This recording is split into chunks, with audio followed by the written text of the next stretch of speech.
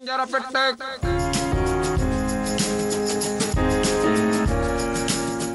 Hello வணக்கம். நான் தான் ஷெஃப் தீனா.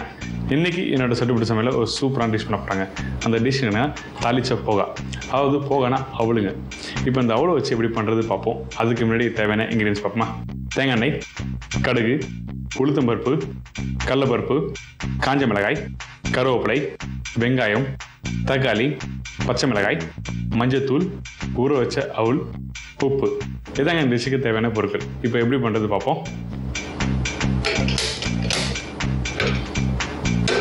இப்போ அடுப்பை பற்ற வச்சு மேலே வச்சு நான் கடாய் வச்சுருக்கேன்.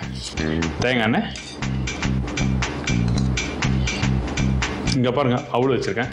இந்த அவலை வந்து லைட்டாக தண்ணி ஊற்றி 2 நிமிஷம் ஊற வச்சு அப்புறம் ஸ்ட்ரெயின் பண்ணி வச்சுருக்கேன். ஊறின பிறகு நல்லா மெதுன்னு இருக்கும். ரொம்ப நாள் ஊற வச்சுன்னா அது வந்து உங்களுக்கு மேஷ் ஆகிடும். அந்த ஒரு ரீசனுக்கு சொல்ல 2 நிமிஷம் ஊற வச்சு உடனே ஸ்ட்ரெயின் பண்ணுங்கள். இப்போது ஆயில் ஹீட் ஆகிடுச்சுங்க, நல்லா சூடாக இருக்குது. இப்போ இந்த டைமில் என்ன பண்ணோம்னா ஃப்ளேம் வந்து ஸ்லோ பண்ணிடுறேன். அதுக்கு பிறகு கடுகு போடுறேன். இப்போ கடுகு போட்ட பிறகு நல்லா புரியணுங்க. திருப்பியும் சொல்கிறேன், ஸ்லோ ஃப்ளேமில் வைங்க. உளுத்தம்பருப்பு கொஞ்சம் கூட போடுங்க, கடலைப்பருப்பு கொஞ்சம் கம்மியாக போடுங்க. இந்த காஞ்ச மிளகாய் வந்து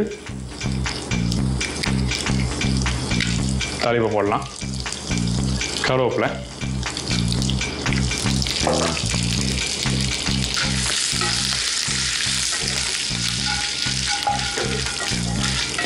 ஏன் ஸ்லோ ஃப்ளேமில் வந்து இந்த கடலைப்பருப்பு உளுத்தம்பருப்பு வறுக்கணும்னு சொல்கிறேன்னா, அப்போ தான் நீங்கள் சாப்பிடும்போது உங்களுக்கு அந்த கடலைப்பருப்பும் உளுத்தம்பருப்பும் சாப்பிடும்போது கடக்கு முடக்குன்னு இருக்கும். உங்களுக்கு ஒரு டேஸ்ட்டாகவும் இருக்கும், ஒரு புதுசாக சாப்பிட்ற மாதிரி இருக்கும்.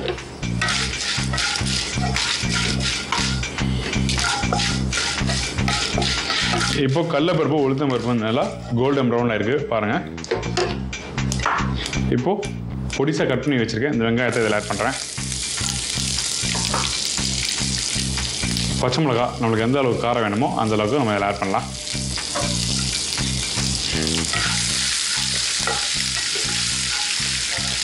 இதோட பொடிசாக கட் பண்ணி வச்சுருக்க இந்த தக்காளியும் இதில் ஆட் பண்ணுறேன்.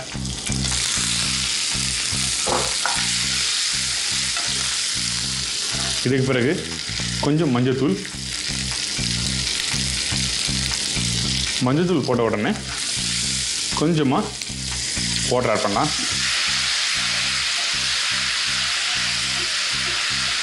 பார்த்தீங்களா, தண்ணி ஆட் பண்ணனே அந்த மசாலாலாம் நல்லா கோட்டிங்காக இருக்குது. அதாவது கடலைப்பருப்பு உளுத்தம்பருப்பு ஒரு கலர் வந்து எல்லோ கலரில் தெரியும் நம்மளுக்கு. இந்த டிஷ்ஷுக்கு வந்து வெங்காயம் வந்து ப்ரௌன் பண்ணக்கூடாது, லைட்டாக சாத்தே பண்ணினா உங்களுக்கு சாஃப்டாகிடும். இதுக்கு பிறகு கொஞ்சம் உப்பு, கொஞ்சம் அவல். இப்போது நல்லா மிக்ஸ் பண்ணுங்கள். இன்னும் கொஞ்சம் அவல் போடுறேன், ஏன்னா தாளிப்பு அதிகமாக இருக்குது, அதனால் இன்னும் கொஞ்சம் அவல் போட்டிருக்கேன்.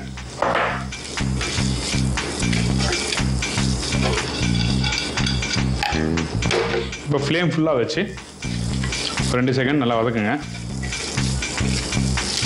நம்ம வீட்டில் வந்து எப்பவும் வந்து ரவா உப்புமா, சேமியா உப்புமா அது மாதிரிலாம் சாப்பிட்ருப்பீங்க. ஸோ அந்த டைமில் வந்து இந்த மாதிரி தாளிச்ச போகா சாப்பிட்லாம். இப்போது ரெடி ஆகிடுச்சு. இப்போ அழகாக இந்த பிளேட்டில் போடுறேன்.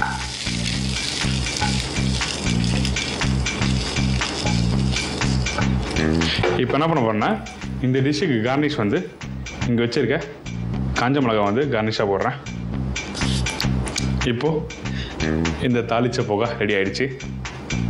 நல்லா சூடாக இருக்குது. இப்போ டேஸ்ட் பண்ணி பார்ப்போம். டேஸ்ட் பண்ணி பார்த்துட்டு நான் எப்படி இருக்குன்னு சொல்கிறேன்.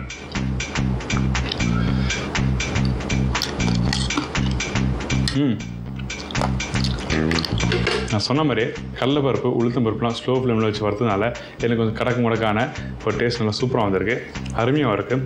இப்போது இந்த டிஷ் எப்படி செய்ய சொல்லி இப்போ சின்ன ரீக்கப் பார்த்தலாமா. இப்போது அடுப்பை பற்ற வைங்க. அடுப்பை பற்ற வச்சேன்னு பேனை வைங்க. பேனில் வந்து தேங்காய் எண்ணெய் போடுங்க. தேங்காய் எண்ணெய் சூடானு கடுகு போடுங்க. கடுகு பொரிஞ்ச பிறகு உளுத்தம்பருப்பு அதிகமாக போடுங்க, கடலைப்பருப்பு கம்மியாக போடுங்க, காஞ்ச மிளகா, கருவேப்பிலை இதெல்லாம் வந்து பொறுமையாக சோத்தே பண்ணுங்கள். சோத்தே பண்ண பிறகு கொஞ்சம் வெங்காயம் போடுங்க. வெங்காயம், பச்சை மிளகா, தக்காளி போட்ட பிறகு கொஞ்சம் மஞ்சத்தூள் போடுங்க. மஞ்சள் தூள் ஆட் பண்ண உடனே தண்ணி போடுங்க. தண்ணி போட்டு 2 செகண்ட் நல்லா குக் பண்ணுங்கள். குக் பண்ண பிறகு உப்பு போட்ட பிறகு அவலை போட்டு நல்லா சோத்தே பண்ணுங்கள். சோத்தே பண்ண பிறகு இங்கே வச்சுருக்க பிளேட்டில் வந்து அழகாக ப்ளேஸ் பண்ணி மேலே கார்னிஷு காஞ்ச மிளகா வச்சுருக்கேன். இதாங்க தாளிச்ச போகா.